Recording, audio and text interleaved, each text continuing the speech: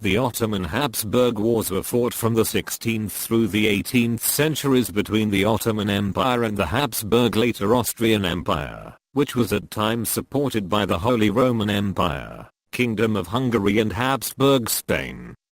The wars were dominated by land campaigns in Hungary including Transylvania and Vojvodina, Croatia and Central Serbia. By the 16th century, the Ottomans had become a serious threat to the European powers, with Ottoman ships sweeping away Venetian possessions in the Aegean and Ionian seas and Ottoman-supported Barbary pirates seizing Spanish possessions in the Maghreb.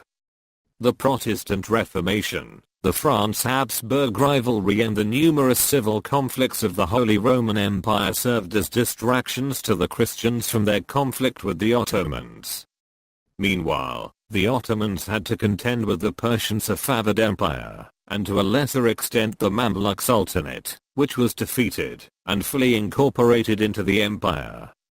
Initially, Ottoman conquests in Europe made significant gains with a decisive victory at Mohacs, reducing around one-third central part of Kingdom of Hungary to the status of an Ottoman tributary. 5 later, the Peace of Westphalia and the Spanish War of Succession in the 17th and 18th centuries respectively left the Austrian Empire as the sole firm possession of the House of Habsburg.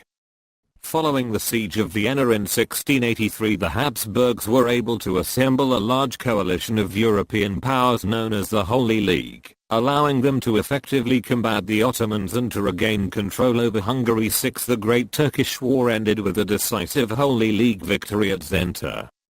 The wars came to an end following Austria's participation in the War of 1787 to 1791, which Austria fought in alliance with Russia. Intermittent tension between Austria and the Ottoman Empire continued throughout the 19th century, but they never again fought each other in a war, and ultimately found themselves allied in World War I, in the aftermath of which both empires were dissolved. Historians have devoted most of their attention to the Second Siege of Vienna of 1683, depicting it as a decisive Austrian victory that saved Western civilization and began the fall of the Ottoman Empire. However, more recently historians have taken a broader perspective, noting that the Habsburgs at the same time resisted internal separatist movements and were battling Prussia and France for control of Central Europe. The key advance made by the Europeans was an effective combined arms doctrine in which the infantry and artillery, supported by the cavalry, cooperated together to be triply effective.